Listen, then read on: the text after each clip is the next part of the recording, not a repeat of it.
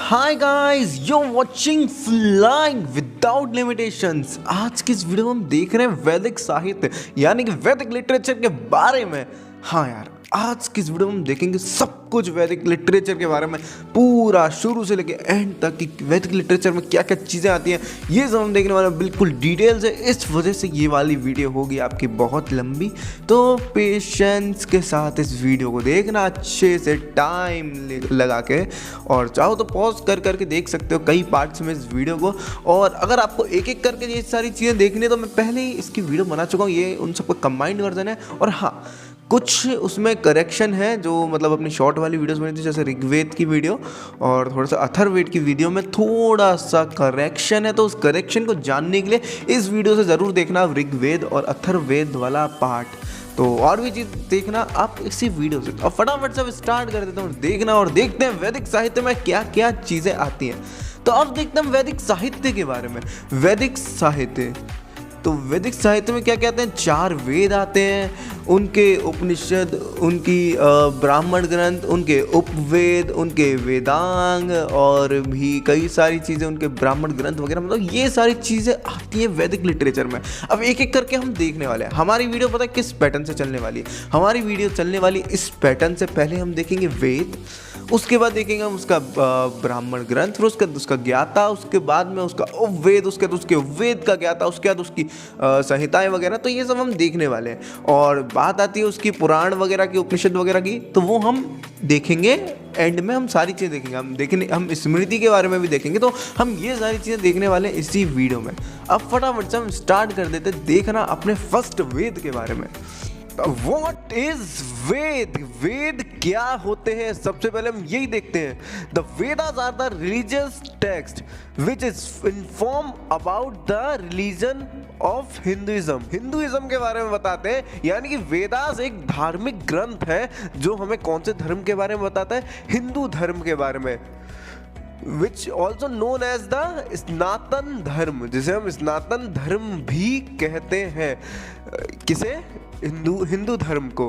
तो भैया, तो आपको समझ में आ गया कि वेद क्या है? ग्रंथ है हिंदुओं का। The term Veda means knowledge, यानी कि वेद का मतलब क्या होता है? वेद, द टर्म वेद, वेद किस शब्द से मिलकर बना है? नॉलेज। वेद का मतलब होता है नॉलेज, ठीक है? तो इसका अर्थ है ज्ञान। वेद शब्द का अर्थ क्या है? ज्ञान।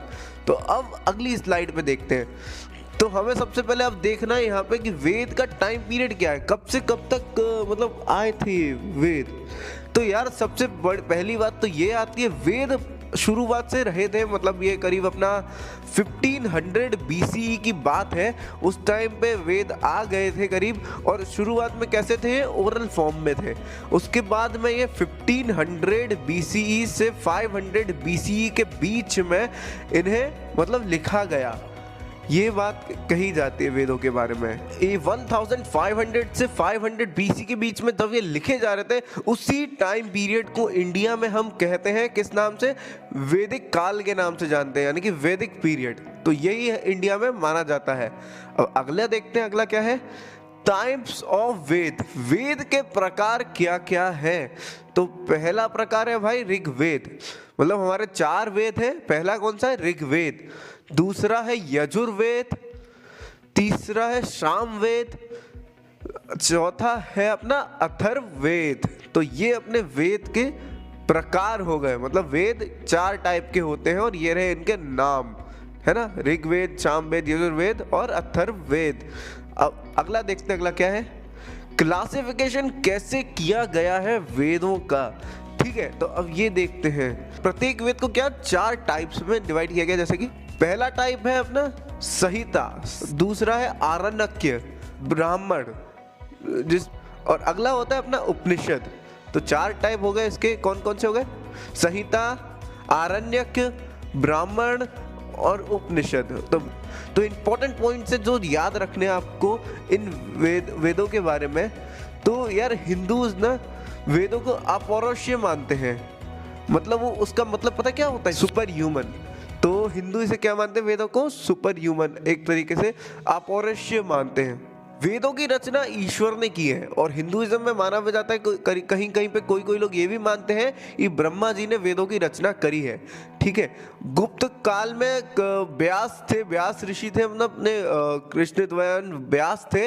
इन्होंने वेदों का कंपाइलन किया, मतलब वेदों को इकट्ठा किया एक जगह पे। तो ये कब किया गया था? गुप्त काल में, जब गुप्तास का पीरियड चल रहा था उस टाइम पे इन्हें कंपाइल किया था वेदों को, चारों के चारों वेदों को। किसने? व्यास ने। शुरुआत में वेदों की संख्या क्या थी? 3 थी। उसके बाद में क्या हो गया? उसके बाद में थोड़े दिन बाद में एक और वेद ऐड किया गया जो था अथर्ववेद, है ना। तो शुरुआत में वेदों की संख्या कितनी थी? सबसे पहले 3 ही थी, इसलिए वेदों को त्रयी भी कहा जाता था, ट्राई। गाइस अब हम बात करें क्या होता है आरण्यक, यानी कि आरण्यक के बारे में मैंने आपको पीछे भी बताया। क्या आरण्यक क्या होता है? मतलब अथर्ववेद को छोड़ के सारी पुस्तकें आरण्यक है। क्यों है? क्योंकि आरण्यक ऐसी पुस्तक होती है जिसकी रचना कहाँ पे होती है? जंगल में होती है। जंगल में जिस भी पुस्तक की रचना होती है वो कहलाती है आरण्यक, ठीक है। तो पर यहाँ पे 3 तो पुस्तकें अपनी शुरू की, मतलब कौन कौन से हो गए? ऋग्वेद, यजुर्वेद, सामवेद, आरण्यक है। पर लेकिन अथर्ववेद है वो आरण्यक नहीं है, यही सबसे लास्ट में बनाया गया था। ऋग्वेद के बारे में अब हम देख रहे हैं कि ऋग्वेद में क्या क्या होता है, ऋग्वेद के अंदर किस किस चीज़ के बारे में मेंशन कर रखा है, ऋग्वेद के उपवेद क्या है, ऋग्वेद के ज्ञानी को क्या कहते हैं, ऋग्वेद का ब्राह्मण ग्रंथ क्या है, ये हम देखेंगे हिंदी इंग्लिश दोनों लैंग्वेजेस में। फटाफट से वीडियो में बने रहो, अब देखते हैं फटाफट से कि क्या है ऋग्वेद। ऋग्वेद तो सबसे पहले बात आती है ऋग्वेद। ऋग्वेद कब कंपोज किया गया था? ये किया गया था 1500 से 1000 BCE के बीच में। इसका टाइम पीरियड यही माना जाता है। 1500 से 1000 ईसा पूर्व के बीच में ऋग्वेद की रचना हुई थी, ये माना जाता है। और यार अब बात आती है कहाँ पे कंपोज हुआ था, मतलब कंपोज तो चलो हो गया, कहाँ हुआ था? तो ये हुआ था नॉर्थ वेस्ट रीजन में, इंडिया के, इंडियन सब कॉन्टिनेंट के नॉर्थ वेस्ट रीजन में, इंडियन सब कॉन्टिनेंट ना कि इंडिया, ठीक है, जो कि आज का करंट हरियाणा भी बोल सकते हो आप, हरियाणा के अंदर आता है। उसके बाद में कुछ चीज़ें हरियाणा के अंदर भी ये अपनी क्रिएट हुई थी, क्योंकि कुछ चीज़ें पंजाब में भी क्रिएट हुई थी। तो नॉर्थ वेस्ट रीजन के अंदर इसकी क्रिएशन मानी जाती है, वहाँ पे हुई थी इसकी। अब देखते हैं कुछ विशेषताएं ऋग्वेद की, यानी कि इसकी कैरेक्टरिस्टिक्स क्या है ऋग्वेद की। इसके अंदर 10 मंडल है, यानी कि 10 मंडल होती है। मंडल से मतलब होता है बुक्स 10 बुक्स हैं, उनको हम इसके अंदर क्या बोलते हैं? मंडल बोलते हैं। उसके अंदर जैसे पहली बुक पहला मंडल, तो ऐसे 10 मंडल है, यानी कि 10 बुक्स हैं। 1028 सुक्ताज हैं इसके अंदर। सुक्त हम जानते हैं ना, सुक्त क्या होता है ना। और 10,580 हिम्स यानी कि ऋचाएं, यानी कि 10,580 क्या है? ऋचाएं हैं इसके अंदर। अब इसकी कुछ और अच्छी खूबियां जान लेते हैं कि पहली बात तो ये है कि ये सबसे ज़्यादा पुराना वेद है और सबसे ज़्यादा लंबा वेद है। गायत्री मंत्रा आर डिस्कस्ड इन दिस वेद, यानी कि गायत्री मंत्र जो हम करते हैं ना, कौन सा है गायत्री मंत्र? कमेंट करके बताना यार अपना, जो सूर्य भगवान को समर्पित है, विच डेडिकेटेड टू गॉड सूर्य, ठीक है, गॉड सन, ठीक है। तो ये जो गायत्री मंत्र है ये क्या है यार? लिख के बताना यार कमेंट बॉक्स में, मुझे याद नहीं आ रहा है इधर यार, है ना। पहली बार शूद्र शब्द का प्रयोग ऋग्वेद में किया था। शूद्र पता क्या होता है ना? शूद्र मतलब यानी कि ब्राह्मण, क्षत्रिय, वैश्य और शूद्र, ये अपनी जातियां होती थी। तो शूद्र जो शब्द था उसका पहली बार उपयोग कहाँ पे किया गया था? ऋग्वेद के अंदर गया था। अब देखते हैं कुछ इसमें भजन हैं जो शादी ब्याह के ऊपर हैं। तो मतलब यार शादी वगैरह के जो राइट्स वगैरह होते हैं, राइट्स ऑफ पैसेजेस, उसके बारे में ये बताते हैं ये भजन वगैरह जो इसके अंदर दिए हुए हैं। यहाँ पे डोरी यानी कि क्या होता है? दहेज का प्रमाण मिला है हमें ऋग्वेद के अंदर, पर सती का यार कोई प्रमाण नहीं मिला है ऋग्वेद के अंदर। The Rigvedic hymns mention rice and porridge, यानी कि दलिया और चावल के बारे में बताया, मतलब मेंशन है इनके जो भजन ऋचाएं वगैरह हैं ऋग्वेद की, कुछ भजनों के अंदर आप बोल सकते हो ऐसा। अब देखते हैं यार इसके गॉड्स कौन कौन से थे यार। गॉड्स देखो यार कितने सारे हैं, देखो वरुण, विष्णु, सोम देवता, ठीक है। और जैसे मदर अपनी अर्थ है, ठीक है। पृथ्वी धरती माता है, और मतलब ऐसी ऐसी चीज़ें थी यार जो कि ना मतलब ऋग्वेदिक काल के आगे मतलब मेंशन थी। वायु को भी मानते थे, मतलब आपको मैंने बता ही दिया ये सारी चीज़ें। तो ये सारे के सारे यहाँ के देवता होते थे यार। कुल मिला के 33 माने जाते हैं, करीब करीब ऑलमोस्ट 33 माने जाते हैं अप्रॉक्स। अब और भी ज़्यादा हूँ तो कुछ पता नहीं है, पर 33 माने जाते हैं अप्रॉक्स। एंड ये आप देख सकते हो यहाँ पे ये कुछ देवताओं के यहाँ नाम दिए हुए हैं यहाँ पे, जो मैंने आपको बता दिए हैं। अब बात कर रहे हैं हम ऋग्वेद की बुक्स के बारे में। ऋग्वेद को हमने 10 बुक्स में डिवाइड किया हुआ है। ऋग्वेद को, जिन्हें हम मंडल कहते हैं, उन बुक्स को क्या कहते हैं हम मंडल।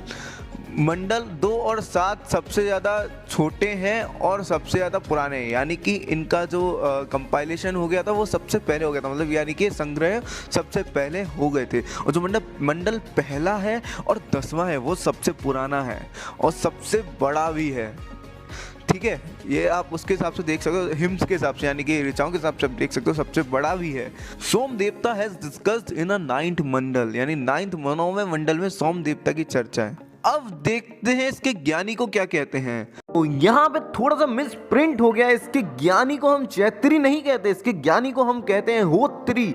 अगर आप हो गए हो ऋग्वेद में ज्ञानी, अगर आपको अच्छे से याद हो चुका है ऋग्वेद, तो आपके नाम के आगे लग जाएगा होत्री। जैसे आपने सुना होगा अग्निहोत्री में। और अब देखते उपवेद क्या है इसका। ऋग्वेद का उपवेद आयुर्वेद है, जिसमें चिकित्सा की चर्चा है। इसमें मंत्र वगैरह, तो इसमें भगवान वगैरह की चर्चा थी, विष्णु भगवान वगैरह की। और इसका जो उपवेद है वो आयुर्वेद है, जिसके अंदर चिकित्सा की चर्चा है। इसके ज्ञानी को प्रजापति कहते हैं। तो ये आप समझ ही गए यार कि ये है इसका उपवेद। इसके बारे में याद रखना बहुत इंपॉर्टेंट है, क्योंकि इससे क्वेश्चन आते हैं। अब देख के इसके ब्राह्मण ग्रंथ क्या है। तो ऋग्वेद के जो ब्राह्मण ग्रंथ है वो है ऐतरेय और कौशिकी। 2 इसके ब्राह्मण ग्रंथ है, एक ऐतरेय एक कौशिकी, एक ऐतरेय एक कौशिकी। ये अच्छे से रिमेंबर करके रखो, ये बहुत इंपॉर्टेंट चीज़ है। अब देखते हैं फटाफट से कि आगे क्या देखना है हमें।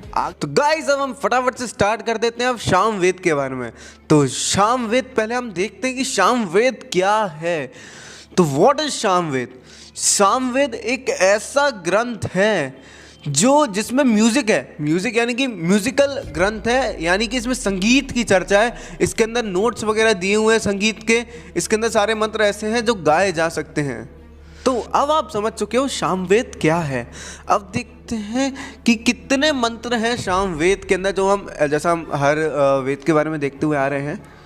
इसमें 1875 मंत्र हैं, पर लेकिन वास्तव में 99 मंत्र यानी कि 99 मंत्रास ओनली सामवेद के हैं। बाकी सारे मंत्रास कहाँ से लिए गए हैं, वो लिए गए हैं ऋग्वेद से। अब देखते हैं कि सामवेद में क्या डिस्क्राइब किया गया। सामवेद में भारतीय संगीत के 7 स्वर यानी कि 7 notes of Indian classical music, जैसे कर्नाटकी म्यूजिक होता है, हिंदुस्तानी म्यूजिक होता है, हिंदुस्तानी वोकल और कर्नाटकी म्यूजिक होता है। तो उसमें जो यूज़ किए जाते हैं अपने 7 स्वर, सा रे गा मा पा धा, सा नहीं होता है तो धा तक। तो ये सारे डिस्क्राइब किए हुए हैं सामवेद के अंदर, ये वाले नोट्स वगैरह। और ये मंत्र कब गाए जाते हैं, ये मंत्र गाए जाते हैं यज्ञ के टाइम पे, अनुष्ठान के टाइम पे। तो ये मंत्र उस टाइम पे गाए जाते हैं। अब देखते हैं कि एक इंटरेस्टिंग फैक्ट है सामवेद से जुड़ा हुआ। आप यहाँ पे देख ही सकते हो कि छांदोग्य उपनिषद, अथर्ववेद के 14वें कांड और 33 ब्राह्मण ग्रंथ में सामवेद और ऋग्वेद को क्या बताया गया, पति पत्नी। तो इसमें 99 मंत्रास सिर्फ इसके हैं, बाकी सारे अच्छे लिए गए हैं, इसलिए इन दोनों को पति पत्नी भी बताया गया है कई जगह पे। तो आप देख ही सकते हो कहाँ कहाँ पे बताया गया है।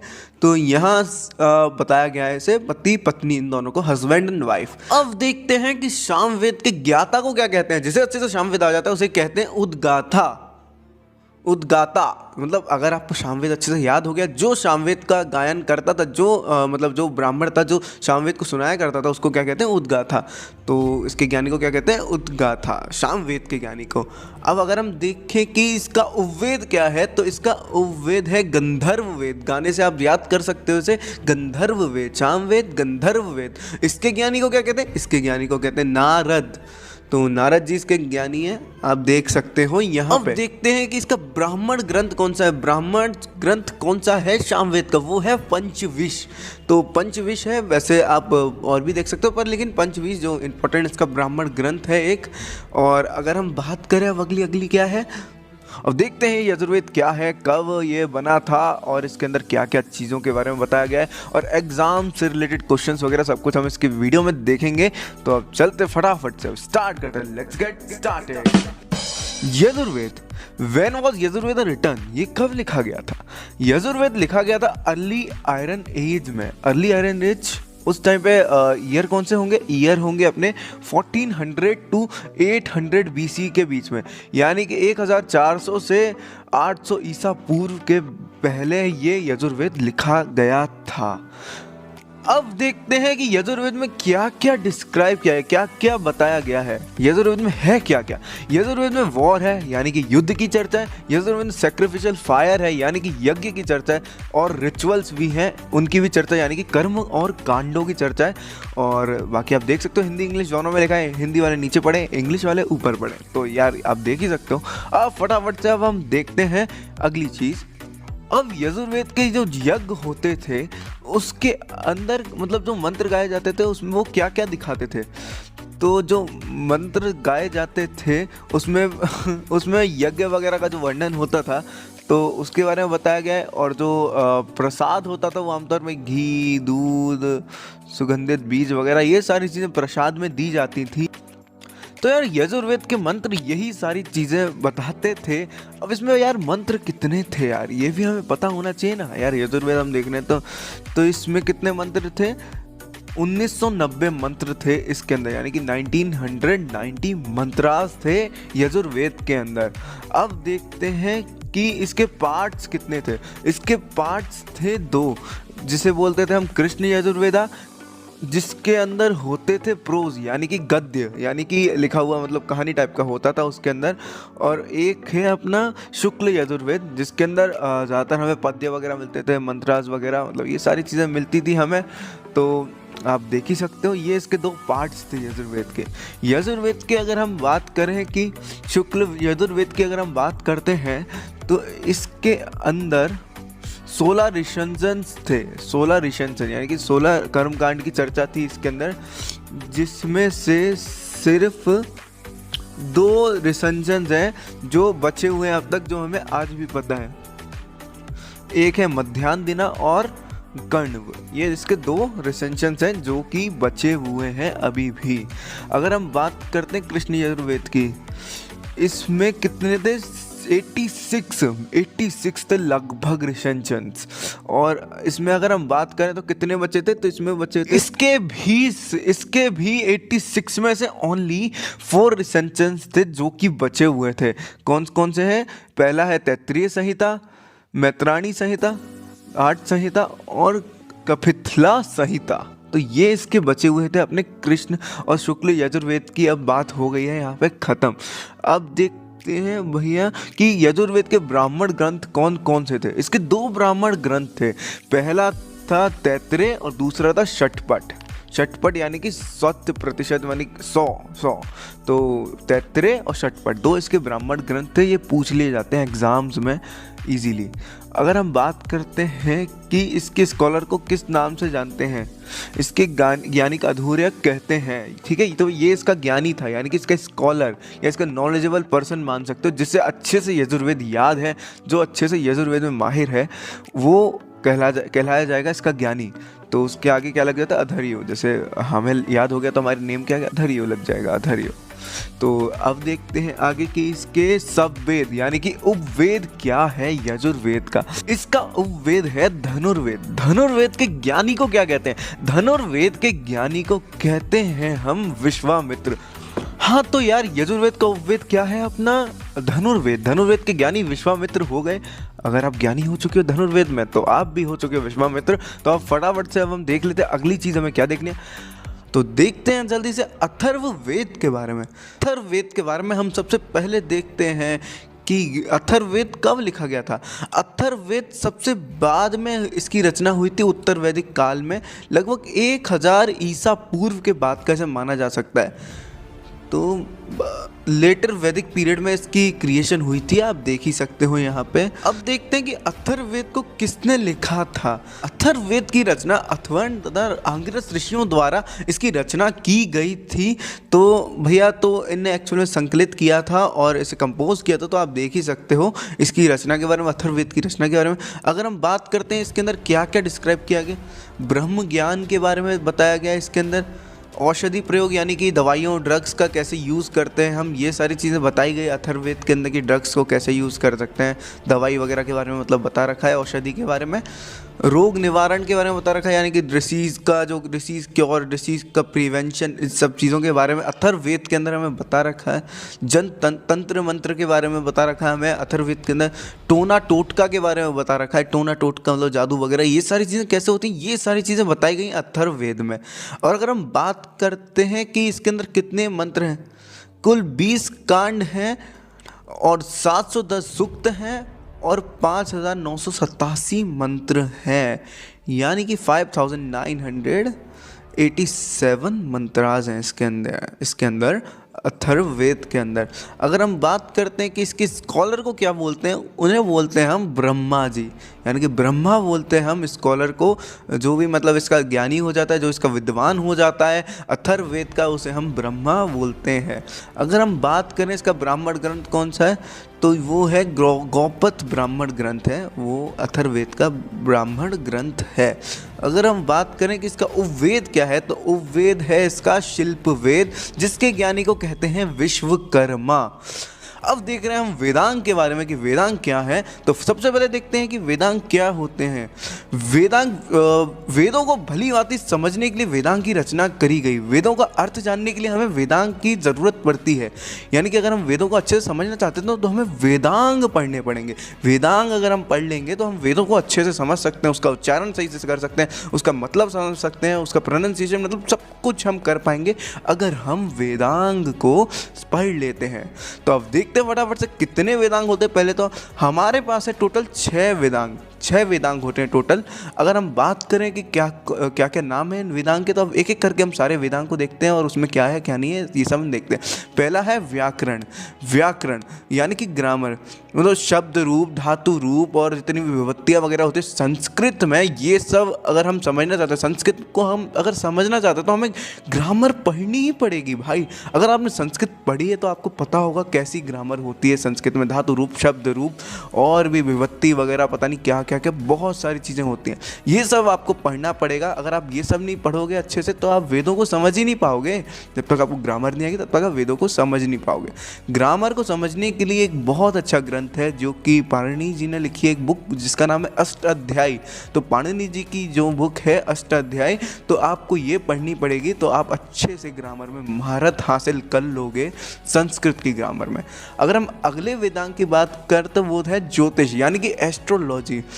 तो नक्षत्रों का जो वर्णन होता है वेदों में, सूर्य ग्रहण, चंद्र ग्रहण और पता नहीं क्या क्या बहुत सारी चीज़, कौन से ग्रह की स्थिति क्या चल रही है, कहाँ चल रही है, ये सब का ज्ञान करना है तो हमें एस्ट्रोलॉजी तो पढ़नी पड़ेगी। ज्योतिष शास्त्र तो हमें पढ़ना पड़ेगा। तो ज्योतिष शास्त्र के लिए भी एक बुक है, वराहमिहिर जी की एक बुक है जिसका नाम है बृहत संहिता। तो इस बुक को अगर आप पढ़ लोगे तो आप हो जाओगे ज्योतिष में महारत हासिल कर लोगे यार एक्चुअल में।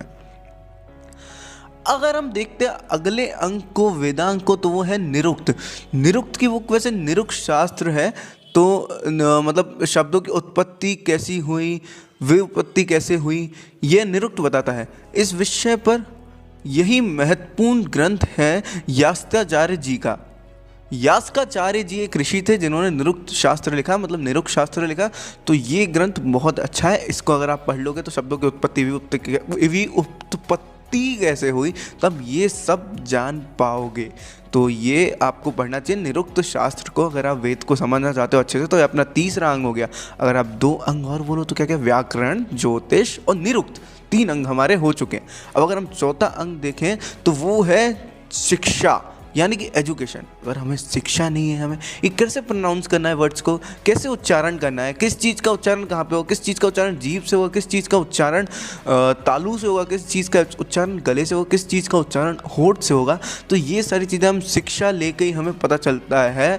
तो भाई शिक्षा के लिए हम शिक्षा शास्त्र पढ़ते हैं वेदों को स्वर वगैरह जानने के लिए, वेदों के मंत्र वगैरह कितने खतरनाक होते हैं रीड करने में, तो उन सबको समझना, उन सबको बोलना, उस सब के लिए हमें शिक्षा शास्त्र पढ़ना पड़ता है, हमें उस सब की शिक्षा लेनी पड़ती है, उच्चारण स्थान वगैरह इन सब की।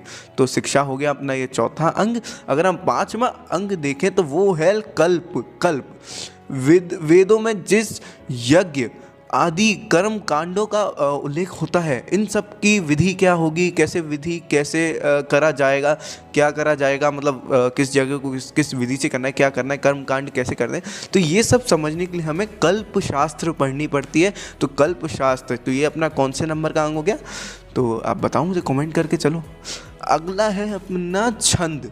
छंद, अगर हमें छंद तो आप जानते हो क्या होता है, श्लोक वगैरह होते हैं, तो भाई छंद वगैरह होते हैं उसमें, तो प्रत्येक छंद के मतलब कई सारे तरीके होते हैं बोलने के, सबको बोलने के, तो ये सब समझने के लिए हमें छंद शास्त्र पढ़ना पड़ेगा।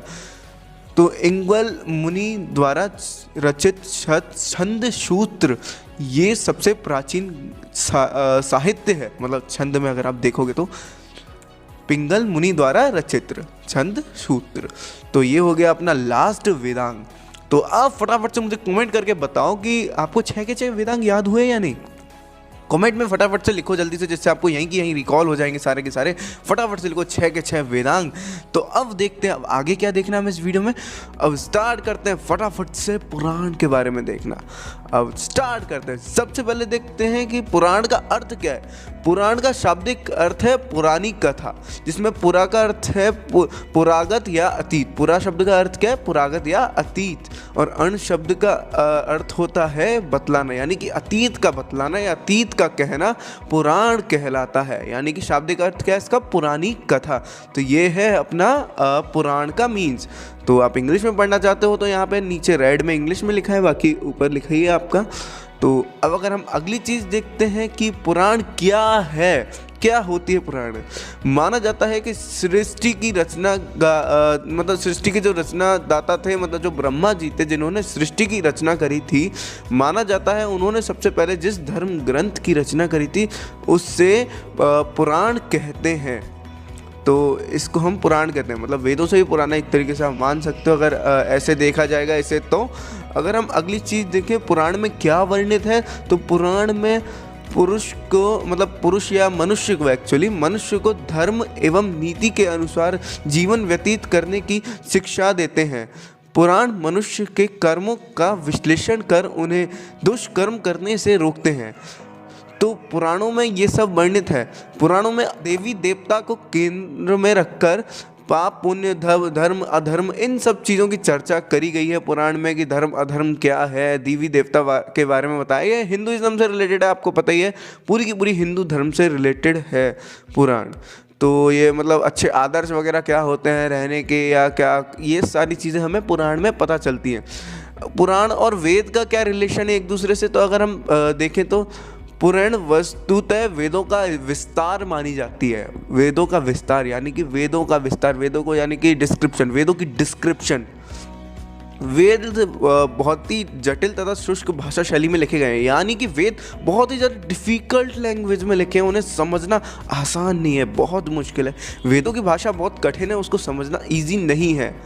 कहा जाता है पूर्णाक पुराण, मतलब वेदों को पूरा करते हैं, मतलब वेदों की डिस्क्रिप्शन है, यानी कि वेदों पे टीका है, वेदों का टीका। टीका क्या होता है, टीका मतलब होता है एक ऐसी बुक मतलब जिसके अंदर कमेंट, टीका से आप कमेंट जैसे समझ सकते हो, जैसे कमेंट होता है वैसे वेदों के ऊपर लिखा हुआ एक कमेंट है पुराण की, वेदों की समरी है, वेदों के अंदर क्या है क्या नहीं है।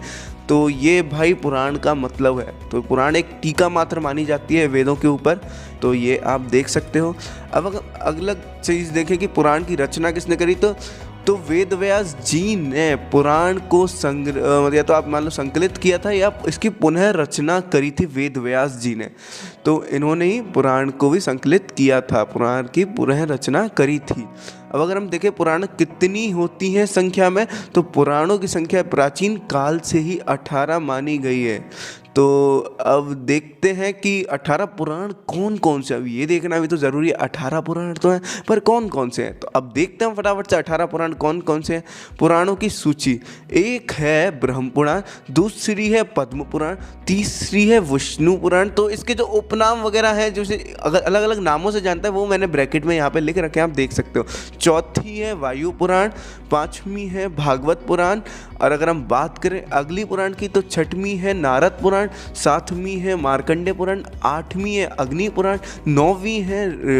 नौवीं है भविष्य पुराण, 10वीं है ब्रह्म वैवर्त पुराण, और अगर हम अगली की बात करें तो 11वीं है लिंग पुराण, 12वीं है वाराह पुराण यानी कि 12 पे वाराह, ठीक है, 13वीं है स्कंद पुराण, 14वीं है वामन पुराण, 15वीं है कूर्म पुराण, 16वीं है मत्स्य पुराण, 17वीं है गरुड़ पुराण, 18वीं है ब्रह्मांड पुराण। तो ये हो गई अपनी सारी की सारी 18 के 18 पुराण। अब कुछ और चीज़ें देखते हैं इसके बारे में। इंपॉर्टेंट पुराण इसमें से कौन कौन से जो इंपॉर्टेंट है, हमारे लिए महत्वपूर्ण है, जो मतलब देखो यार, वैसे तो अपने लिए सारी इंपॉर्टेंट है, हिंदुइज्म के लिए सारी इंपॉर्टेंट है, बट जो एग्ज़ाम्स वगैरह की प्रिपरेशन कर रहे हैं, जो लोग एसएससी और यूपीएससी वगैरह इन सब की प्रिपरेशन कर रहे हैं, उनके लिए कौन कौन सी इंपॉर्टेंट है। केवल 5 पुराण है जिसमें राजा की वंशावलियाँ पाई जाती है, वही इंपॉर्टेंट मानी जाती हैं वैसे। मत्स्य है पहली, दूसरी है वायु, तीसरी है विष्णु, चौथी है ब्रह्मांड और 5वीं है भागवत। तो ये पुराण है जो कि इंपॉर्टेंट मानी जाती है।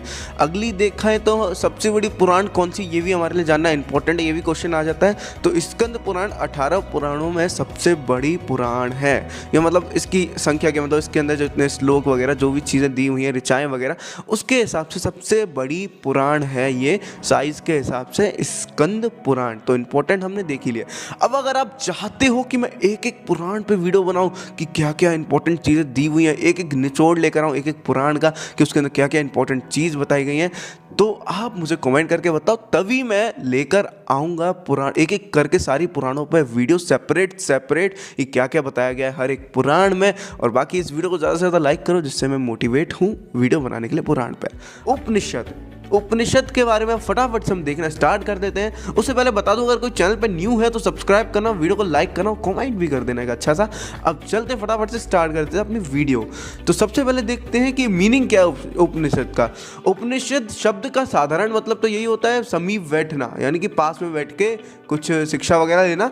पर अगर हम इसके लिटरल मीनिंग की बात करें, जो उपनिषद का रियल मीनिंग है, जो असली मतलब है, वो है गुरु के समीप बैठ के ज्ञान प्राप्त करना।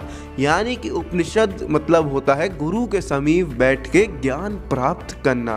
तो ये एक मीनिंग हो गया उपनिषद का। अगर हम देखें कि उपनिषद में क्या क्या वर्णित है, उपनिषद में शिष्य और ऋषि इन दोनों के बीच संवाद है। संवाद के माध्यम से इन्होंने मतलब कई सारे देवी देवता और ये अपना ब्रह्मा विष्णु महेश और समुद्र नदी वृक्ष वन वगैरह इन सब की चर्चा है। ये सब ना कथा पात्र है, ये सब उन संवादों का हिस्सा है। तो यहाँ पे यही सब बताया, यही सब डिस्क्राइब है उपनिषद में, मतलब स्टोरीज हैं कुल मिला के। अब देखते हैं कि उपनिषद और वेद में क्या संबंध है। देखो यार, उपनिषद में ये कथाएं कई सारी, जैसे देवी देवताओं की, पशु पक्षियों की, ठीक है, नदी वगैरह की, वन की, वृक्ष की, प्रकृति की, इन सब की कथाएं दी हुई हैं उपनिषद में। और इन कथाओं की रचना क्यों करी गई है? इन कथाओं की रचना करी गई है वेदों को समझने के लिए। ये यानी कि वेदों की व्याख्या है।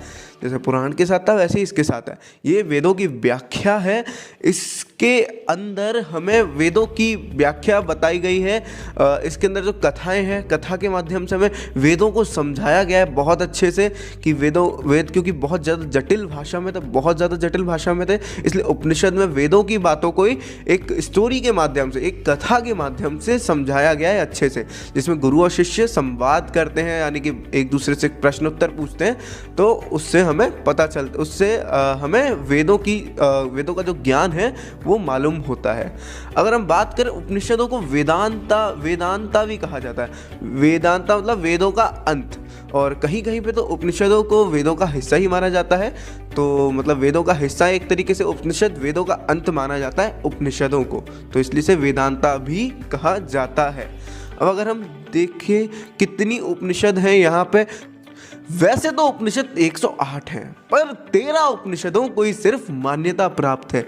हाँ, तो अब फिलहाल देखते हैं उपनिषद 108 उपनिषदों को किस हिसाब से बांटा जाता है। वेदों के हिसाब से बात करें तो इन्हें इस हिसाब से बांटा जाता है, जैसे ऋग्वेद की हैं 10 उपनिषद, और दूसरा है शुक्ल यजुर्वेदीय, उसकी 19 उपनिषद। तीसरा है कृष्ण यजुर्वेदीय, इसकी 32 उपनिषद। चौथी है सामवेदीय उपनिषद, इसकी 16 उपनिषदें हैं सामवेद की। पांचवी है अथर्ववेदीय, अथर्ववेद की है 31 उपनिषद। तो कुल हो गई 108 उपनिषद। तो ये हो गई वेदों के हिसाब से बांट दिया हमने। अगर हम बात करें मान्यता प्राप्त उपनिषद जिन्हें आदि गुरु शंकराचार्य जी ने डिवाइड किया था, वो कौन कौन सी है, तो उनकी सूची, उनकी लिस्ट स्टार्ट होती है यहाँ से। एक है ईश्व उपनिषद, दूसरी है तैत्तिरीय उपनिषद, तीसरी है कठोपनिषद, चौथी है केन उपनिषद, पांचवी है छांदोग्य उपनिषद, छठवीं है प्रश्न उपनिषद, सातवीं है तैत्तिरीय उपनिषद, आठवीं है मृगधारण्य उपनिषद, नौवीं है मांडुक्य उपनिषद, 10वीं है मुंडको उपनिषद। और उन्होंने निम्न 3 को, ये शंकराचार्य जी की बातें हो रही है, उन्होंने निम्न 3 उपनिषदों को प्रमाण कोटि में रखा हुआ है। एक है श्वेताश्वेतर, और दूसरी है कौशिकी, और तीसरी है मैत्राणी। तो ये इनको उन्हें संदेह की दृष्टि से देखा है थोड़ा, हाँ, शंकराचार्य जी ने, पर ठीक है। बाकी ये सारी तो अपनी पक्की उपनिषद हैं, 13 की 13। अब अगर हम देखते हैं तो शंकराचार्य, रामानुजाचार्य, जितने भी अपने निम्बकाचार्य वगैरह जितने भी अपने गुरु थे, इन्होंने उपनिषदों को पवित्र ज्ञान के रूप में माना है और इनकी सदैव व्याख्या भी करी है उन लोगों ने। अगर हम बात करें कि सबसे बड़ी उपनिषद और सबसे पुरानी उपनिषद कौन सी है, तो वो है बृहदनारायण उपनिषद। ये सबसे बड़ी है और सबसे प्राचीन है। और अलोपनिषद सबसे बाद का उपनिषद है, जिसकी रचना अकबर के काल में हुई थी, जब अकबर शासन कर रहा था। कब से कर रहा था अकबर शासन, चलो ये भी हम आगे की वीडियोस में देखने वाले हैं गाइस, आपको पता ही है। अब हम स्टार्ट करते हैं, तो फटाफट से देखते हैं स्मृति के बारे में। कोई चैनल पे नया है तो चैनल को सब्सक्राइब करके बेल आइकन पे क्लिक करो हिस्ट्री की वीडियोस देखने के लिए लगातार। तो अब स्टार्ट करते हैं फटाफट से। तो सबसे पहले आता है स्मृति क्या है। स्मृतियाँ हिंदू धर्म के कानून ग्रंथ है, यानी कि इसमें क्या लिखे, रूल्स एंड रेगुलेशन लिखे हिंदुइज्म के। यानी कि जैसे कि एक मतलब कई सारी स्मृतियाँ होती हैं। जैसे एग्जाम्पल के लिए हम मनुस्मृति को लें तो उसमें कुछ ऐसा लिखा हुआ है कि संस्कार कितने होते हैं, बचपन में क्या करना चाहिए, बड़े होके क्या करना चाहिए। तो ये सारे जो रूल्स होते हैं ना धर्म के, वो रूल्स किसके अंदर लिखे हुए हैं, स्मृति के अंदर। स्मृति के अंदर रूल्स एंड रेगुलेशंस लिखी हुई है। तो स्पेशली हिंदुइज्म में फॉलो होती हैं, पर काफ़ी अलग अलग लोग भी इसे फॉलो करते हैं, पर ठीक है। तो एक हिंदुइज्म के ग्रंथ माने जाते हैं, तो आप देख ही सकते हो। तो कानून ग्रंथ है, जैसे कॉन्स्टिट्यूशन, संविधान जैसे इंडिया का कॉन्स्टिट्यूशन है। तो अब अगर आप बोलोगे कि वेद और में भी तो रूल्स वगैरह हैं, तो स्मृति में स्पेशल क्या है, तो स्मृति की भाषा सरल थी और नियम समय अनुसार थे। मतलब उस टाइम पे जो भी नियम होते थे उस टाइम के हिसाब से थे। अभी शायद आपको वैलिड नहीं लगे वो नियम, पर लेकिन हाँ, पर उस टाइम पे वैलिड थे। स्मृति एक ऐसे समाज का चित्रण करते हैं जहां विभाजन का आधार क्या हो गया था, जन्म हो गया था। यानी कि उस टाइम पे ना, मतलब डिसेंट हम इस डिसेंट के हैं, हम ब्राह्मण हैं, हम क्षत्रिय, हम वैश्य हैं, हम शूद्र हैं। तो मतलब ये डिसेंट के हिसाब से, मतलब जन्म के आधार पे चीज़ें डिसाइड होने लगी थी। स्मृति के अंदर उसको ध्यान में रखते हुए रूल्स वगैरह दिए हुए हैं। तो यार आप देख ही सकते हो, तो ये सब स्मृति में था। तो अगर हम बात करें कि वेद और श्रुति के साथ मतलब इसका क्या है, जो वेदों को बोलते हैं, तो भाई बृहस्पति एक, मतलब इस बारे में ना, बृहस्पति एक अपने गुरु जी थे, ऋषि जी थे। उन्होंने कहा था कि श्रुति और स्मृति मनुष्य के 2 नेत्र हैं। आँख चली जाएगी तो पर्सन मतलब एक आँख से दिखता है, तो हाफ ब्लाइंड हो जाएगा वो पर्सन, तो उसे एक ही आँख से दिखा करेगा। तो ये गुरु बृहस्पति जी ने कहा है। तो और अत्रि करके जो गुरु जी हैं, उन्होंने ये कहा अगर कोई वेद में निपुण है और वो श्रुति मतलब जो स्मृति है, यानी कि श्रुति बोला जाता है उसे, तो जो स्मृति है, स्मृति में अगर वो इंटरेस्ट नहीं लेता है, स्मृति को अगर वो बेकार बताता है, तो भाई उसको कुछ इस टाइप का श्राप मिलेगा कि 21 टाइम वो जानवर बन के पैदा होगा। तो आप समझ ही सकते हो। तो ये कहा अपने हमें एक को इम्पोर्टेंस नहीं देनी चाहिए। अगर हम देखें कि स्मृति कौन कौन सी, अब स्मृति देखते, इंपॉर्टेंट स्मृति के नेम देख लेते, लिस्ट देख लेते हैं। तो इम्पॉर्टेंट स्मृति की नाम है मनु स्मृति। ये बहुत अच्छी सी स्मृति है, अच्छी सी और बुरी सी भी कहते हैं कुछ लोग अच्छी भी कहते हैं, पर आप सबके हिसाब से अलग अलग हो सकता है। मनु स्मृति, याज्ञवल्क्य स्मृति, अति स्मृति, विष्णु स्मृति, हारिक स्मृति, और अगर हम अगली देखें तो औष्ण स्मृति, अगली स्मृति औष्ण स्मृति, अंगिरा स्मृति, अगली यम स्मृति, कात्यायन स्मृति, बृहस्पति स्मृति, और अगर हम अगली देखें और पराशर स्मृति, व्यास स्मृति, दक्ष स्मृति, गौतम स्मृति, वशिष्ठ स्मृति, आपस्तंभ स्मृति। तो अगर हम देखें और भी तो संवर्ग स्मृति, श्रंक स्मृति, लिखित स्मृति, देवल स्मृति, शतातप स्मृति। तो गाइस ये हो गई अपनी इंपॉर्टेंट स्मृति की लिस्ट। वैसे टोटल 33 के आसपास मानी जाती है, पर ठीक है ये इतनी इंपॉर्टेंट है अपनी। सो गाइस वीडियो पसंद तो लाइक करना, चैनल पे न्यू हो सब्सक्राइब करना, हिस्ट्री की और वीडियोस लगातार देखने के लिए हिस्ट्री की प्लेलिस्ट पे क्लिक करो, चैनल को सब्सक्राइब करके बेल आइकन पे क्लिक करोगे तो आपके पास नोटिफिकेशन आ जाएगी हर हिस्ट्री की वीडियो की। तो मिलते हैं तब तक के लिए जय हिंद, जय भारत, वंदे मातरम।